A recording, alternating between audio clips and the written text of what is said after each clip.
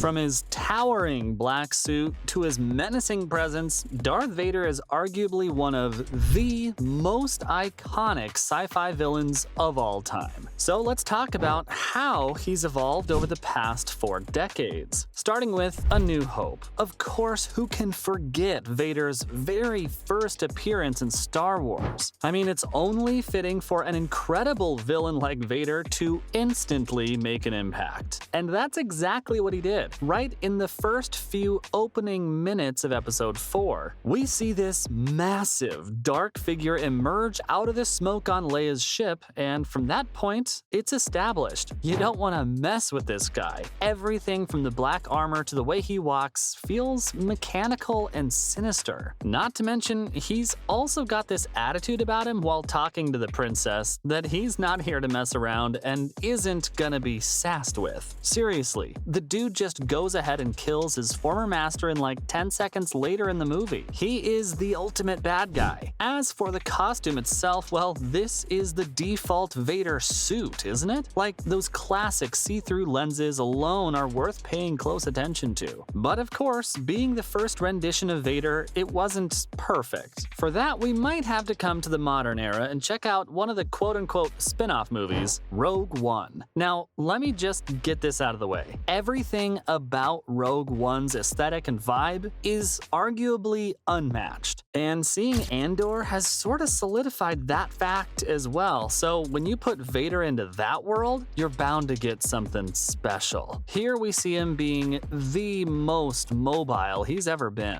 both in terms of his movement and emotion. Granted, he doesn't appear in the movie for long, but boy does he make the most of his time on the screen. Like, his entrance alone in that little chamber sends a chill down your spine. That iconic breathing, those big footsteps. And when he emerges, it's nothing but chaos. This is Vader at his most brutal. He kills without hesitation, destroying these soldiers left, right, and center. Not to mention, while he's obviously furious, he also seems to enjoy doing it. Like a truly sadistic villain, he chokes them with the Force, throws them around, and just turns them into mush. Now remember, this sequence hardly lasts for a minute, and yet it's enough to strike pure terror into everyone's hearts. Besides, this is a point in his life where he's sick and tired of this rising quote-unquote rebellion. Plus, his subordinates have let him down with the whole leaking of the Death Star plans as well. Also, let's not forget, while this suit is very similar to the one in A New Hope, because while the scene takes place right before it chronologically, there are still some key differences. His lenses, for instance, are just red and not see-through. Things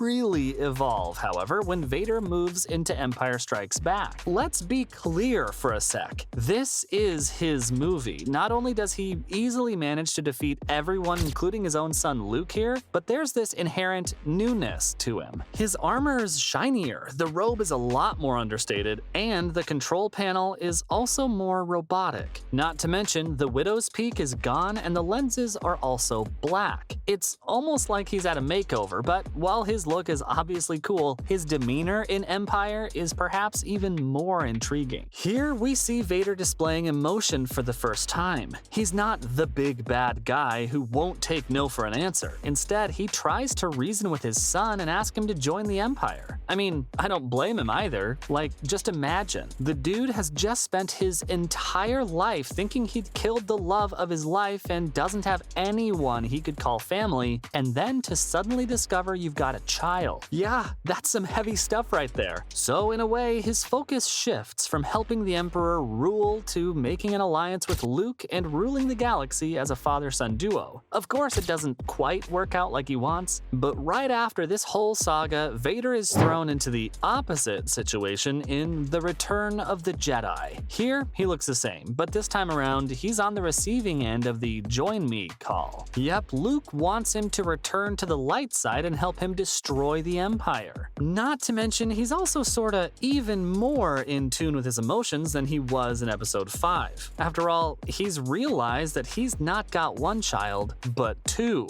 and they're twins. Again, the wave of emotion must have been pretty overwhelming. I mean, it's pretty evident that, in spite of all his evil ways, Leia and Luke's existence does sort of bring him a little closer to reality, to the light side. Now, he's in a state of confusion. He knows he's got to serve his master Palpatine, but he can't go on and ignore the fact that he's got a son and a daughter too, both of whom remind him of Padme. It's honestly pretty heartbreaking stuff when you think about it, especially with that scene where he's just staring into the horizon on his ship. Eventually, though, the good side in him does win when he sees Palpatine overpower his son, and in the heat of the moment, he redeems himself and brings balance to the Force by destroying the Emperor. Of course, he kind of sacrifices himself in the process too, so his last moments are him telling Luke how proud he is. Also, let's not forget, this is the first and last time we see Vader's face, fully without his helmet. Well, at least after his turn anyway, but obviously there have been other instances of his face being visible as well, like Star Wars Rebels. Yep, I'm talking about